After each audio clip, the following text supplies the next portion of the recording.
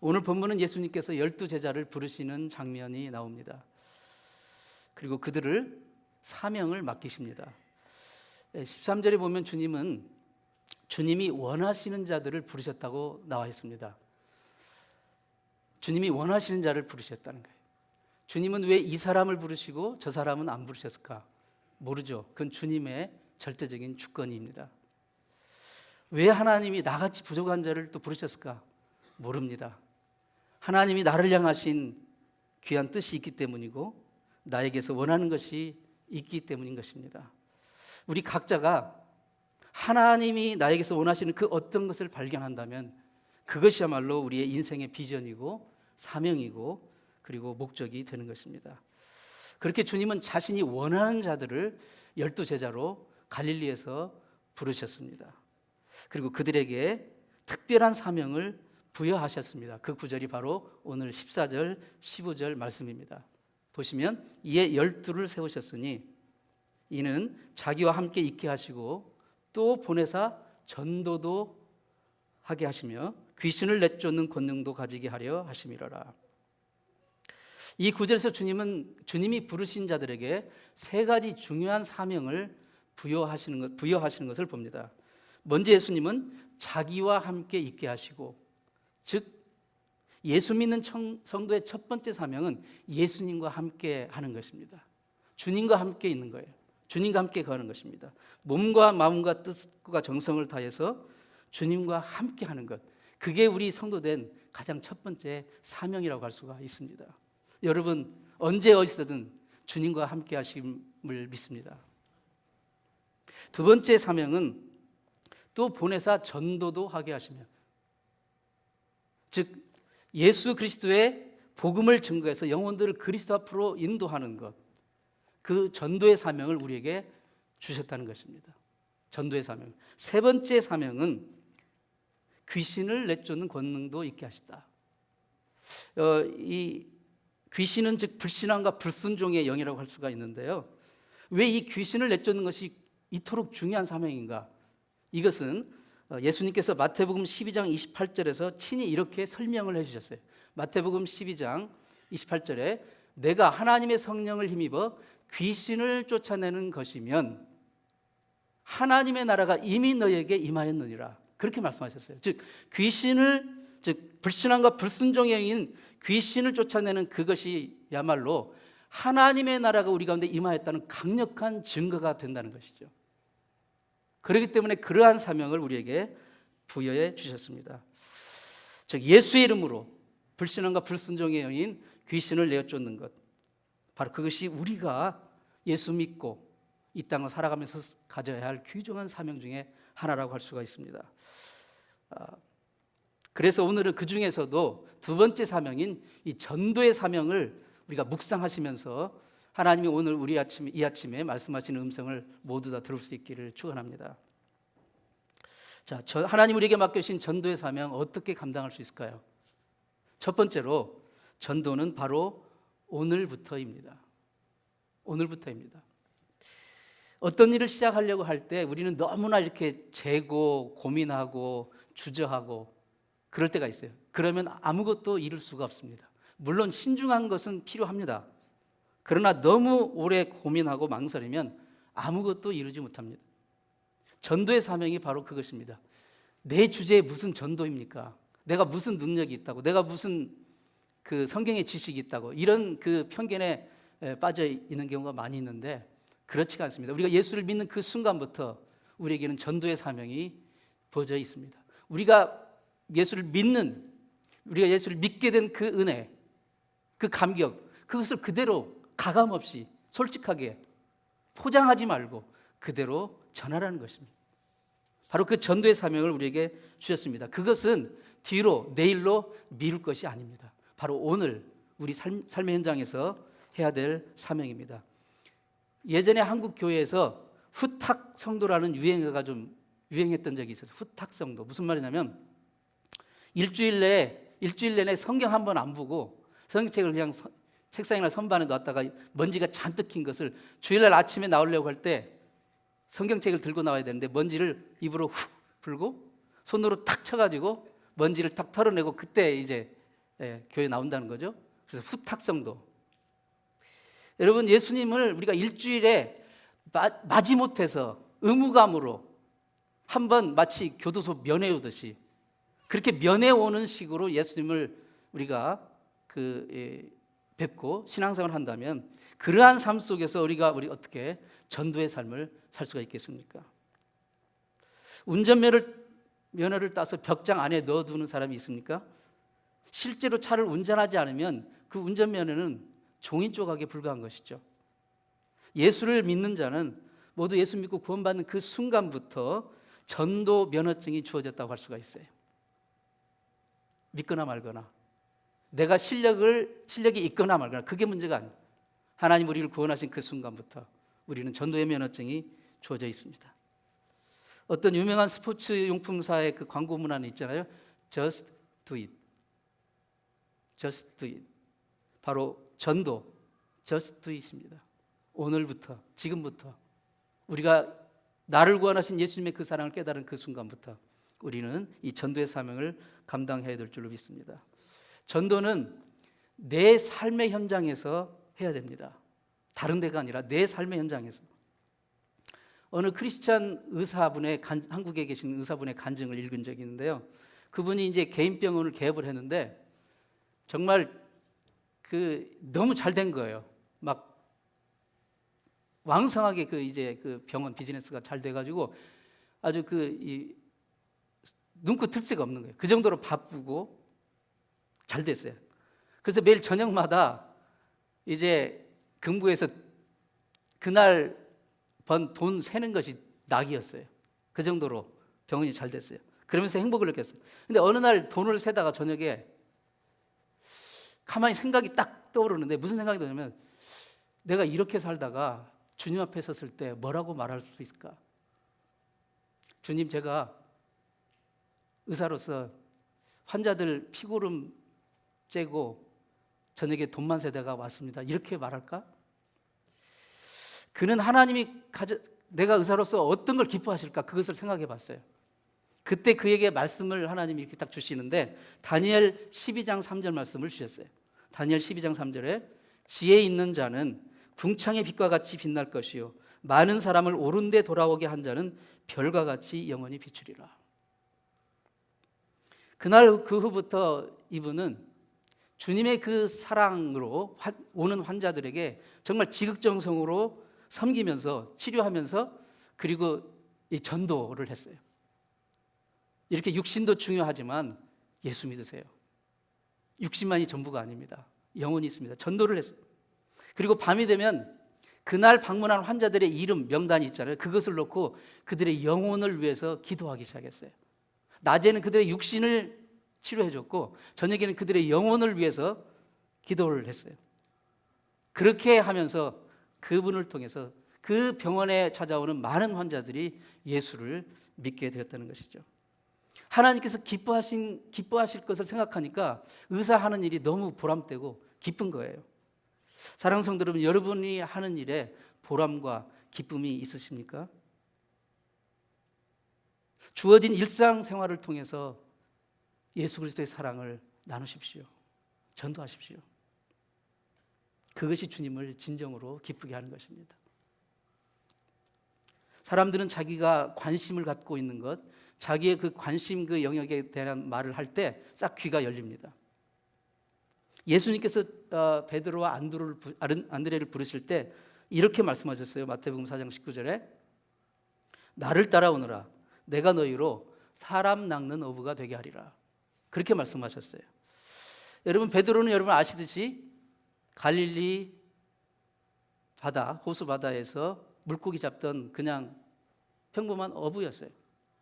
그 어부에게 예수님이 이제 복음으로 다가가실 때 무슨 주식 시장이 어떻고 무슨 정치가 어떻고 무슨 소크라테스 철학이 어떻고, 여러분 참고로 소크라테스는 그 예수님보다 400년 이전에 살았던 사람이에요. 그러니까 그때 당시 그 중동 일대에는 그 소크라테스 그 헬라 철학 이런 것들이 상당히 알려져 있었고 유행했던 시절입니다. 예수님이 베드로 시골 베드로 어부 베드로에게 전도로 나가실 때 주식시장, 뭐 정치, 뭐 철학 이런 얘기를 하신 것이 아니에요. 그에게 뭐라고 말씀하셨냐면 사람 낚는 어부가 되겠다고 하신 거예요. 사람 낚는 어부. 딱 어부라는 말 베드로는 친숙하지 않습니까? 베드로에게 있어서 어부는 현장 언어예요. 현장 언어. 바로 그것을 예수님이 가지고 복음의 문을 여신 것입니다. 복음 전도는 어떤 특별히 훈련된 사람만, 특별한 어떤 그런 환경과 처지에서만 할 수 있는 것이 아니에요. 하나님은 지금 나의 일상의 삶에서, 나에게 주어진 직업 현장에서, 나의 익숙한 가정에서, 내 살아가는 삶의 현장에서 예수 그리스도, 나에게 주어졌던 그 예수님의 사랑과 은혜를 그대로 나누기를 원하셔요. 그 예수님을 자랑하기를 원하셔요. 그것이 바로 주님이 기뻐하시는 전도입니다. 이 전도는 사람이 할 몫이 있고 성령께서 해주실 몫이 있다는 것을 우리가 알아야 됩니다. 오래전에 1990년대에 한국에 유명한 전도왕이 계셨어요. 인천 주안장로교회 안강자 집사님이라고, 뭐 아실 분은 아실 거예요. 그분은 한 해에 어떤 해는 무려 1,400명을 전도를 했어요. 1,400명을. 대단한, 이게 전도의 그 끝판왕이라고 할 수가 있는 분입니다. 대단한 분인데, 그분이 어느 날 인천의 어떤 그 전철역 앞, 역전 앞 광장에서 전도를 하는데 한 청년이 지나가는데 마음에 감동이 오는 거예요. 그래서 전도지를 주면서 청년 예수 믿고 구원 받으세요. 이게 전도를 한 거예요. 그러자 이 청년이 시비를 걸어옵니다. 아니 왜 구원만 받나요? 기왕이면 1원 보태서 10원을 받지? 이러면서 시비를 걸어오는 거예요. 그러면서 이제 이 청년이 구두발로 이 안강렬 집사님 허벅지를 찼어요. 그래서 막 시퍼렇게 멍이 들면서 쓰러졌어요. 쓰러지면서도 이 집사님은 그 청년의 영혼을 위해서 기도하면서 바라봤어요. 그런데 보니까 이 청년이 자기가 준 전도지를 버리지 않고 꾸역꾸역 해가지고 호주머니에 넣는 거예요. 그러면서 이 안강렬 집사가 기도하기를, 하나님 감사합니다. 제가 준 전도지를 버리지 않고 저렇게 호주머니에 집어넣는 걸 보니 나중에 한 번이라도 전도지를 펴서 읽어볼 수 있게 하나님 감동해 주세요. 그렇게 기도했어요. 그리고 그날 저녁 집에 와가지고 계속 그 청년 생각이 나는 거예요. 그래서 계속 그 청년을 위해서 기도했어요. 근데 한 일주일 뒤쯤 어떤 모르는 데서 전화가 왔어요. 한 통이. 여보세요 받았더니 바로 그 청년이 전화가 온 거예요. 아주머니, 일주일 전에 제가 아주머니를 구두발로 찬 그 청년입니다. 그런데 일주일 동안 잠을 한숨 못 잤습니다. 자려고 눈을 감으면 막 지옥인지 어쩐지 막 끔찍한 광경이 계속 나를 괴롭히는데 내가 잠을 잘 수가 없어요. 그러면서 아주머니 말씀이 생각나고 내가 이 전도지를 보게 됐는데, 그래서 이 전도지를 보고 아주머니 전화번호를 보고 전화를 한 겁니다. 어떻게 하면 예수 믿을 수 있겠습니까? 예수 믿고 싶습니다. 그래서 결국 이 안강지 집사가 그 청년에게 전도를 해서 결국 예수를 믿게 되고, 그 청년은 자기 온 가족을 다 전도하게 되었습니다. 청년, 예수 믿고 구원 받으세요 라고 말하는 것은 우리의 몫입니다. 우리가 해야 돼요. 그러면 나머지 일은 성령님께서 역사해 주세요. 예를 들면 자려고 누웠는데 끔찍한 광경이 계속 보면서 잠을 잘 수가 없게 하시는 것, 성령님이 하시는 일이에요. 전도지를 나눠주는 것은 우리가 해야 됩니다. 그러나 그 전도지를 받고 전화를 걸게 할 마음이 생기는 것은 성령님이 역사하시는 거예요. 한 영혼을 위해 끈질기게 계속 기도하는 것, 그것은 우리가 해야 될 몫입니다. 그런데 그 사람의 마음을 감동해서 예수 믿을 마음을 작정하게 하신 것, 그것은 성령님이 역사하시는 거예요. 전도는 우리가 해야 할 몫이 있고 성령님이 역사해 주실 몫이 있습니다. 전도는 사나 죽으나 그리스도만을 증거하는 것입니다. 필라델피아에서 한 그리스도인이, 신실한 크리스찬이 죽었어요. 근데 그에게는 평소 많은 친구들이 있었는데 그 친구들 중에는 믿지 않는 그 친구들도 많이 있었고 또 이제 비즈니스 하는 분들이 많이 있었어요. 그래서 그의 장례식이 되었는데, 장례식에 이제 많은 사람들이 참석해서 이제 장례식을 참석하는데 아주 보통 장례식과는 다른 특별한 순서가 있었어요. 무슨 순서였냐면, 이분이 평소에 그 전도에 대한 열망이 있었기 때문에 죽기 전에 1년 전에 유서 같은 편지 한 장을 이렇게 써놓고 자기가 죽게 되면 반드시 장례식에서 그 편지를 읽도록 하는 그 편지를 썼는데, 그 편지 제목, 그러니까 유서 같은 편지 제목이 내 무덤가에서의 증언이라는 그 편지 제목이었어요. 그래서 이제 장례식을 주의하는 목사님이 이제 그 편지를 개봉해서 모든 이제 조문객들 앞에서 읽습니다. 자, 이 편지 내용이 이렇게 돼요. 지금은 나의 장례식이 거행되는 시간입니다. 하지만 나는 이 시간마저도 예수님을 증거하는 기회로 삼고 싶습니다. 그렇게 적었어요. 그리고 이렇게 말합니다. 나의 친한 친구 맥스, 자네도 지금 내 관을 바라보고 있는 조문객들 중에 하나로 앉아 있겠지? 자네 기억하는가? 자네와 내가 그렇게 골프 치면서 그토록 내가 자네에게 예수 믿으라고 그렇게 권면했는데 자네는 끝까지 그것을 거부하고 거절했었지. 지금이라도 늦지 않았네. 내가 죽은 뒤라도 지금 내가 자네에게 말하네. 예수 믿으세요. 그리고 구원받으세요. 그리고 또 이어집니다. 조지, 그대는 지금도 예수를 거부하는가? 그대를 위해서 예수님이 바로 기다리고 있네. 그대에게 영원한 생명을 주시려고 기다리고 있네. 지금 예수를 믿었으면 좋겠네. 쭉쭉 그렇게 읽어가는 동안에 거기에 있는 많은 사람들이 그 다음에 혹시 자기 이름이 불릴까 봐 막 안절부절하면서 여기저기에서 막 흐느끼기 시작했습니다. 그래서 결과적으로 그 장례식에서 많은 불신자 친구들이 예수를 믿겠다고 결단을 하게 된 것입니다. 여러분, 우리가 사나 죽으나 그리스도만을 자랑하고 그리스도를 증거하는 것, 우리에게 영원한 생명 주신 그분을 자랑하고 증거하는 것, 그게 전도입니다. 현대 그리스도인에게 세 가지 기적이 일어난대요. 날마다 기적 하나. 예수님을 믿는다고 하면서 성경은 한 번도 보지 않는 기적이에요. 기적. 예수님을 사랑한다고, 기적 둘. 예수님을 사랑한다고 하면서 예수님을 절대 자랑하지 않아요. 예수님에 대해서 말 한마디도 하지 않습니다. 기적 둘, 기적 셋. 그럼에도 불구하고 자기는 예수 믿는다고 떳떳하게 말하고 다니는 거예요. 우스운 이야기 같지만 혹시 우리의 경우 아닙니까? 우리는 세상 돌아가는 이 얘기, 다른 사람 얘기는 막 입에 침이 마르도록 합니다. 그런데 정작 나를 구원하시는 생명의 은인이신, 영원히 나와 함께 하실 유일하신 분, 주님에 대해서는 우리는 살아가면서 입도 뻥끗하지 않아요. 왜 그렇습니까?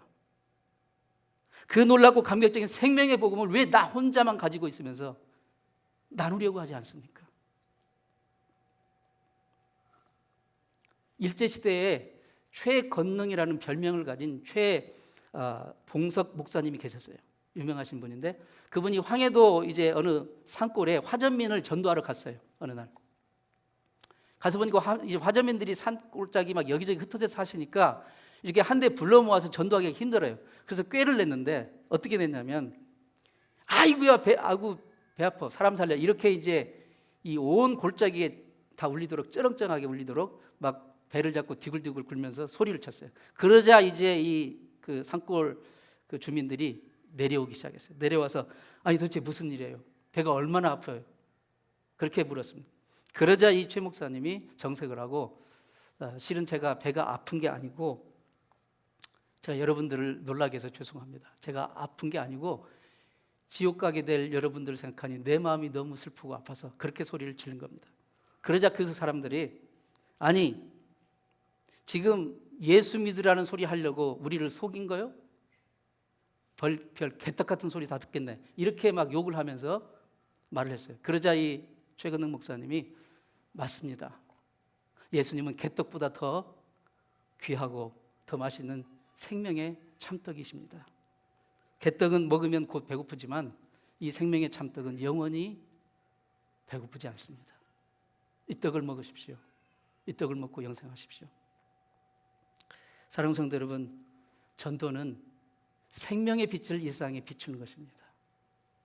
이 세상이 지금 얼마나 어둡습니까? 뭐 코로나는 물론이고요, 전쟁은 계속 지금 되고 있고요, 온갖 세상 경제는 뒤죽박죽되어 있고, 정말 자녀들 제대로 안심하고 학교를 보낼 수가 없고요. 어디서 우리의 마음의 평안을 얻었습니까? 온 세상이 어둡습니다. 이런 세상 가운데 정말 사람들이 갈구하는 그 평화, 그리고 이 생명의 빛, 그 빛을 우리는 전도를 통해서 비추는 것입니다. 중국 내지 선교의 개척자 허드슨 테일러 목사가 중국에서 선교하고 있을 때 한 청년, 중국 청년이 목사님에게 와서 물었습니다. 목사님, 진정한 신자가 되는 데는 얼마나 걸릴까요? 그러자 테일러 목사님이 등잔의 심지는 얼마 동안 타고 그리고 빛을 비출 수 있을까요? 그렇게 물었습니다. 그러자 청년이 그때 대답합니다. 그야 물론 심지에 불을 붙이는 순간부터 빛을 내지요. 그러자 테일러 목사님이 이 청년의 손을 잡고 이렇게 말합니다. 바로 그겁니다. 예수님을 하나님께서 나를 부르시고 나를 구원하셨다는 것을 깨닫는 그 순간부터 우리는 생명의 빛이 우리 영혼 속에 타오르게 된 거예요. 그 빛을 비추는 것입니다. 우리가 예수를 구주로 믿는 순간부터 구원받지 못한 세상의 그 영혼들을 향해, 이 어두운 세상을 향해 생명의 빛, 구원의 빛을 비추는 불꽃이 지금 우리 가운데 타오르고 있습니다. 이것을 문을 열어서 비추시기만 하시면 됩니다. 믿음은 칫솔과 같아요. 칫솔은 각자 하나씩 있어야 되죠. 그러나 아무리 가까운 사이라도 이 칫솔은 나눌 수가 없어요. 빌려줄 수가 없는 게 칫솔이에요. 그렇죠? 믿음도 그와 같습니다. 우리 모두가 구원의 믿음을 가져야 돼요.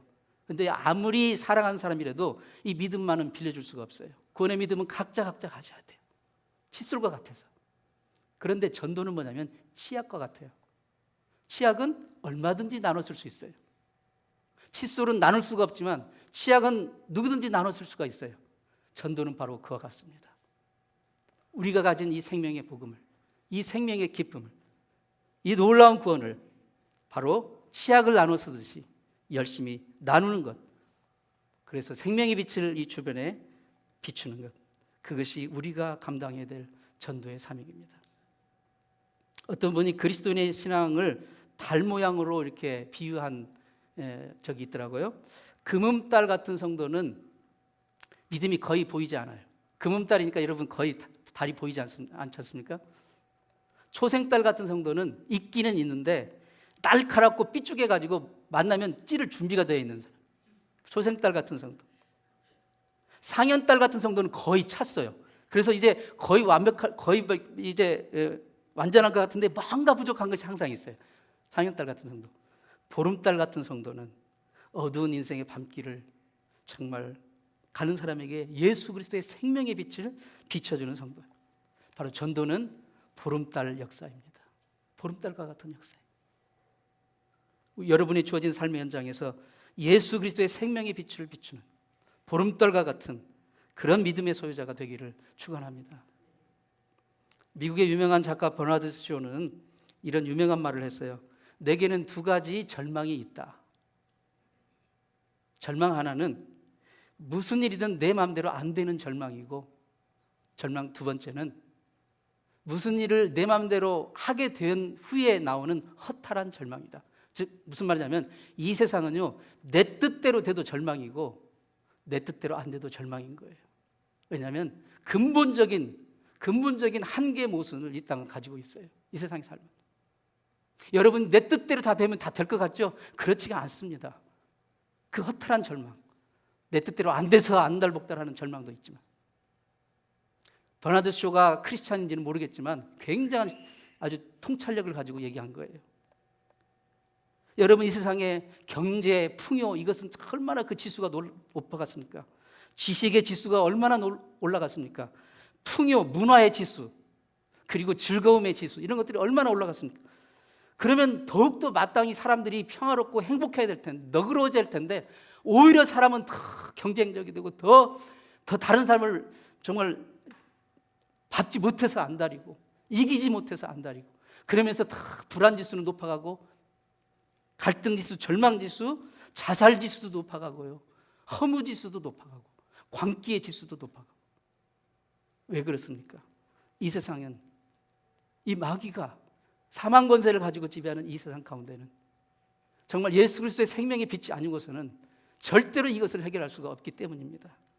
예수 안에 있는 풍성한 생명은 아무리 마셔도 허무하지 않습니다. 늘 새롭고 늘 풍성하고 늘 설레는 첫사랑과 같은 그 생명은 오직 예수 그리스도 안에 있습니다. 그 생명을 나누십시오. 자랑하십시오. 그게 저와 여러분이 예수 믿고 해야 될 일입니다. 예수 그리스도의 십자가 사건은 하나님과 사람 사이에 있었던 인류 최대의 러브 스토리입니다. 십자가는 예수님이 한 손에는 우리 죄인된 우리의 손을 붙잡으시고 또 다른 한 손으로는 하나님의 긍휼의 손을 붙잡으셔서 그 사이에서 하나님의 공의와 하나님의 긍휼과 사랑이 만나는 그 지점에서 그분의 몸은 찢겨졌어요. 그리고 거기서 정말 죄 없으신 그분의 피가 뿌려졌습니다. 그 용서와 사랑의 피가 흘려진 바로 그것이 십자가예요. 저와 여러분을 위해서 이 십자가에 흘리신 그 사랑의 피의 그 기쁜 소식, 복된 소식, 그 소식을 증거하는 이 전도의 사명을 사는 이번 한 주간 되시기를 진심으로 축원합니다. 기도하겠습니다. 하나님 아버지,